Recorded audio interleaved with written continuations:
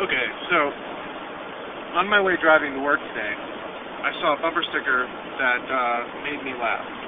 It said, "Win this war," and it had an American flag on it. So my first thought was that this was about the Iraq War, and I just thought to myself, what an idiotic notion. I mean, how do you win a preemptive war? In a reactive war, you have some kind of moral high ground, or at least you have a goal that's determined, which is to protect yourself in a concrete way to eliminate the threat. But the Iraq War was entirely preemptive. Supposedly, Saddam Hussein posed this massive threat, and I guess you could say we won the war by eliminating Saddam Hussein and that regime. But so I guess maybe Bush was right. We did mission accomplished.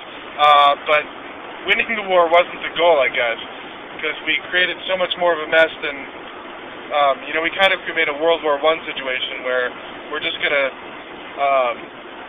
leave Germany in ruins, which is now Iraq, and end up having to have a second war, or be stuck there fixing it.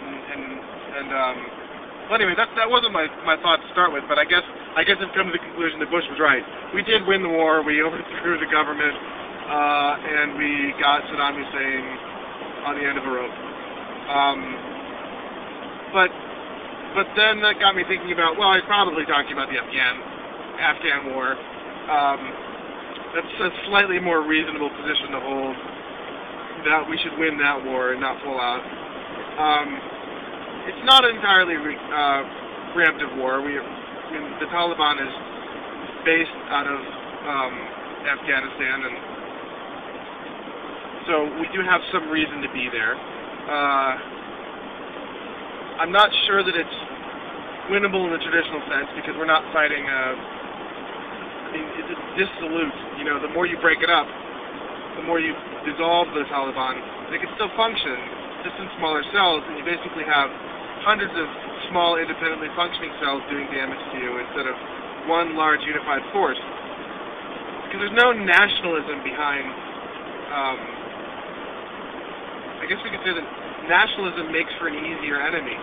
The Nazi Party was nationalistic, so they wanted to be one unified, powerful force. But the spiritual enemy of Islam, the cop on the other side. The spiritual enemy of Islam, they don't need a centralized structure. They have the belief in a higher power to keep them going and committing violence, which is problematic. But good for them. That delusion is certainly serving them well.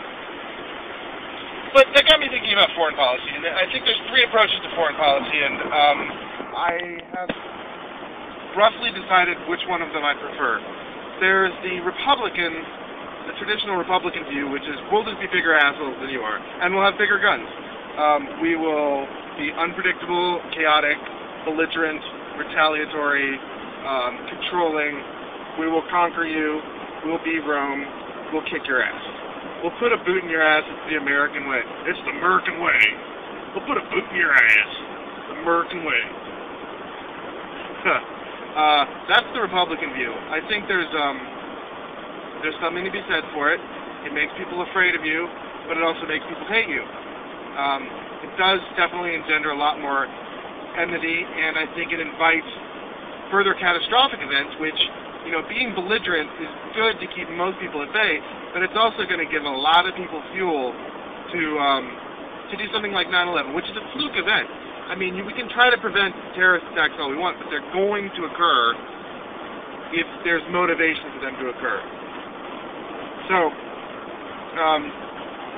I think there's some problems with that. It has the advantage of the sort of amoral approach of just like, we'll just be the bigger dog. It has some advantages. I have to give them props that, yes, there is some advantage to just being batshit crazy and being an asshole in the world scene. But I think in the end it's not very advantageous because it continues to engender violence. Then there's the libertarian view, and for a while I was very enamored with the libertarian notion, sort of idealistic notion of separating ourselves from the rest of the world and engaging merely in trade. I think the idea is laughably outdated. It is impossible for us to extricate ourselves from our numerous commitments around the world, especially since we're a massively stabilizing force in the world. As much as we have our fingers in too many pots, we're far too committed to pull out, even just for the stability of the world, let alone for our own security, because I don't think you can count on the world to just go forgive and forget, and we'll stop. We won't remember all the stuff that you've been involved in. We're part of the partisan world and the politics of the international politics. I don't think that we can actually. You can't revert back to that sort of primitive notion of relating. Maybe you can, but I don't buy it. I think the third option, which is this liberal, progressive secularization and international cooperation and diplomacy with, some calculated military strikes, probably the best thing. It's got the disadvantage of sort of leading to a one-world government, but and I do want to think of myself as an American, and I want a French person to be able to think of themselves as a Frenchman, and not to lose our national identities. But I mean, at one point we had very strong state identities, and you thought of yourself as a Virginian or a Texan. That's a bad example, they still do. Or an Iowan, or a North Carolinian. But those things have gone away. I don't think that the nation is worse for them. I do think that we've moved somewhat away from the notion of separation of powers and state powers and everything like that. But all in all, the U.S. hasn't become so much worse of a place for it.